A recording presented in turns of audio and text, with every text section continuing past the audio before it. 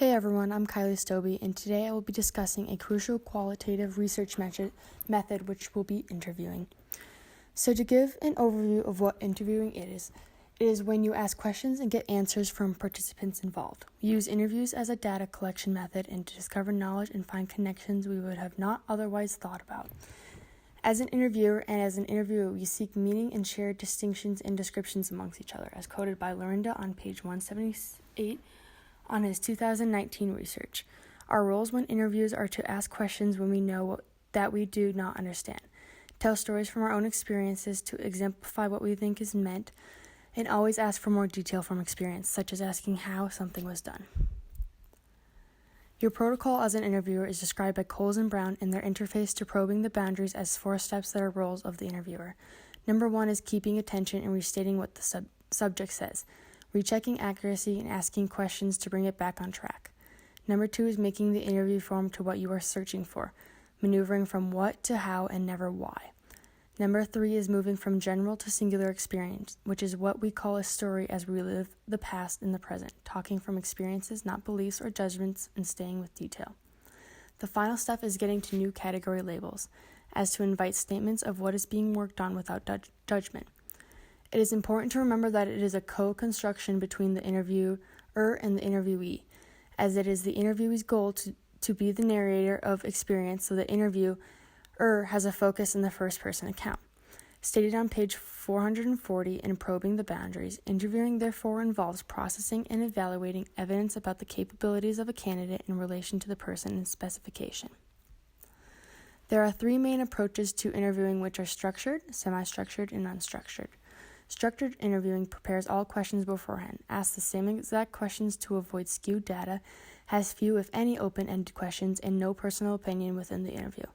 This can be seen as a controlled interview which is guided by theoretical inquiry. An example of this would be a television interview where hosts are trained on instructions to receive a basic data collection. Semi-structured are open-ended answers from prepared questions, plus additional comments and questions are left open. These have more topics and add for more conversation. Unstructured interviews have no prepared questions and receive and expect long and detailed responses. There is no interview guide, and this interview is not considered controlled. Semi and unstructured interviews are similar, creating differences between a formal interview and a chat about certain topics. A more defined form of interviewing I discovered through my research was reciprocal narrative interviewing, which is where you switch roles and the interview is considered more fluid and natural. An important concept within interviewing is rapport, which is showing respect for the people being interviewed. It is close and harmonious relationship in which the people or groups concerned understand each other's feelings or ideas and communicate well. This is extremely important to interviewing because of who is saying what, which is the understanding that there must be mutual trust and respect. Building rapport could mean showing interest in the stories, which on top of rapport is a key component in collecting useful data. In the journal, Why Tough Tactics Fail and Report Gets Results, Observing Report-Based Interpersonal Techniques by Sawitz, Larson, Hobbs, and Wells in 2005. A clear-cut definition of rapport is difficult to provide, but report-based interviewing is often explained as a friendly interview style that is characterized by acceptance, empathy, and respect for the interviewee's autonomy. Your ability as a researcher is the backbone to journalism, which warrants for interviews to address the ability of the researcher, which is a state to be reached by being deeply involved in close connection to the scene, activity, or group being studied, for example. You can also continually ask questions. This defines what is occurring in a setting and to reveal individual meanings, which raises the concerns of if your research is faithful and if the results logically support the claims being made. By performing rhetorical analysis, you can make the process easier by being useful to the participants with an opinion. Since it cannot back up research, you cannot correlate what you are portraying. In Values Education for a Pluralist Society, it is stated, although interviewing practices were certainly different in the early to mid-20th century compared with today, historical perspective on interview effects have informed our current understanding. We now know that the interviews affect the survey process both positively, as increasing response rate, and negatively, as in introducing measurement errors, which was stated in by Kahn and Cannell. Data in interviewing is important, since transcription of interviews is individualized. Sampling is important, which is where data saturation is crucial, which is where no new data emerges and is a matter of judgment. As a researcher, you are increasingly encouraged or even mandated to make your research data available, accessible, discoverable, and usable. Those who use this identify as interpretive or critical scholars. Performance interviewing is when effect animates the interview, setting for an interactive encounter. Have your interviews at a slow and reasonable pace, attend feelings felt, and develop a better understanding. In an interview event, effect resides between and amongst the interviewee, the environment, the future, the interview itself, and the past, mentioned by Willick and Shirky in 2018. We have to remember we are in reflection looking back upon memory events in interviews. Not particularly what happens in the memories, but how ordinary effects paired with these memories move the interview to go the way it does. Movements in interviews can be more important than what was just transcribed, and the words being used can affect the interview exchange and feelings behind what a person is saying. Madison in Acts 169 sums this up as words are not isolated from the movement, sounds, and other sensory dimensions which adds to their substance. Interviewing for accountability is a journalistic demand for evidence-based information that is on the decline, where new themes such as stage confrontation form, which is where a host discredits the guest to get a greater audience. New programs are borrowing these elements from the talk show entertainment genre, where interviews are held to hold people accountable by the host for a reason, action, or event with potential arguments can be analyzed through identification of claims.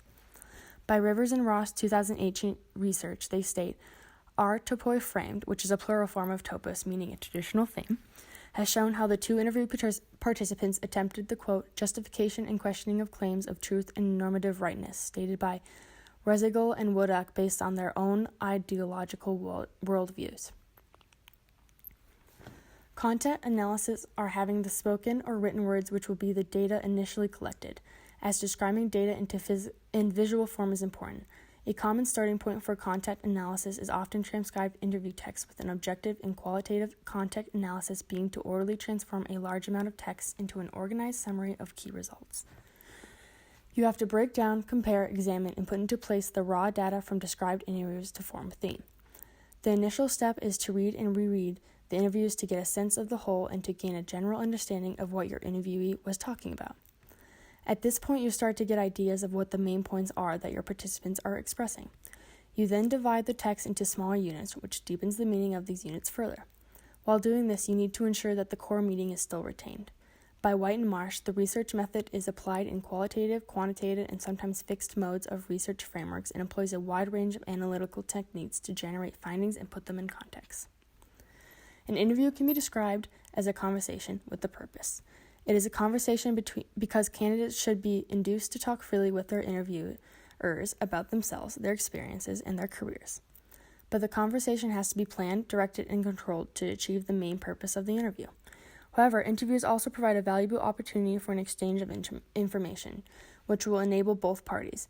Your interview has to be considered useful and is affected by certain factors, such as the first impression or snap judgments, negative bias, interviewer behavior, and the effects of personal characteristics. With application researchers state that over the years, however, researchers have identified challenges associated with the observation and in-depth interview methods, including cost, time, and limited access to research participants. New ways of performing interviews has emerged, such as emails, video chat, online chats, and surveys. To focus more on one, emails as a form of interviewing has become a staple in the interviewing method, although the method has a number of challenges. Many of them were found to be easy to overcome, presenting scholars with a new technique for conducting efficient and effective interviewing. While other forms of interviewing should be considered before breaching this method, semi-structured email interviewing can be an equal alternative to face-to-face and telephone interviews, especially when time, financial constraints, and geographical boundaries are barriers. In Patelli's Richness, Power Cues, and Email Text, he writes, one of the most important differences between email interviews and face-to-face or television interviews involves media richness, that is, the ability of a communication medium to foster interaction and feedback and to permit people to communicate with many kinds of cues using multiple senses. To discuss the strengths of using interviews as a qualitative research method by Kristen Alter in Selective Interviewing. Selection interviewing are that they are. Provide opportunities for interviewers to ask probing questions about the candidate's experience and to explore. Enable interviewers to describe in more detail. Provide opportunities for candidates to ask questions and to clarify issues that are concerning. Enable a face-to-face encounter to take place and give the candidate the same autonomy to assess.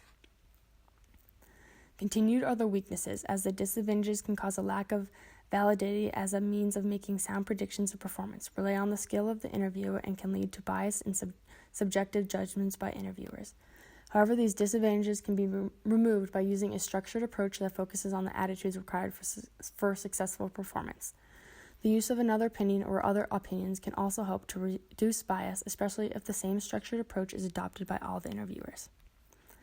Ethical consideration is an aspect of interviewing that must be considered in order to not just be professional, but to build rapport and respect who choose to engage in your method. The researcher must acknowledge the lack of specific information about the participant's culture or religion if they do lack such information. And stated by Alter, they have the right to be treated with consideration, and this includes acknowledging replies and informing them of the outcome without undue delay. Questions should be examined for cultural weighting prior to interview situations when possible.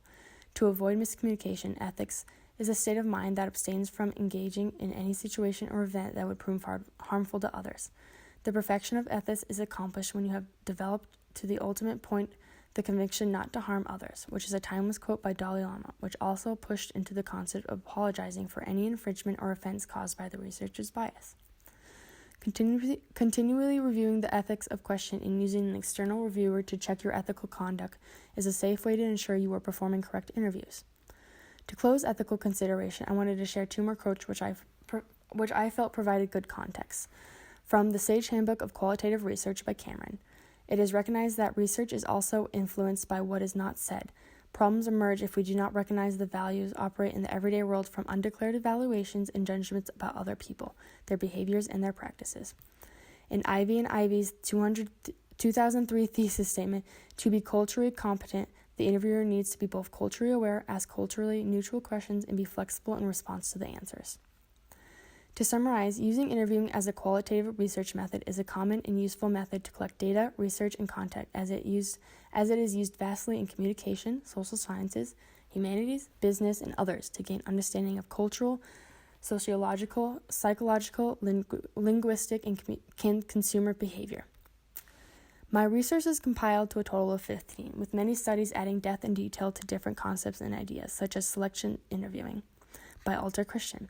Brown and Cole's work was a foundation behind a lot of my research, not to forget all the other journals and resources that provide closure and background. I would say most of these sources on this page are relatively modern, as in being published within the last 10 years, which ensures no new data or research has been put into certain concepts, which can be left out of older publishings. But yes, overall, thank you for listening in on interviewing as a qualitative research method.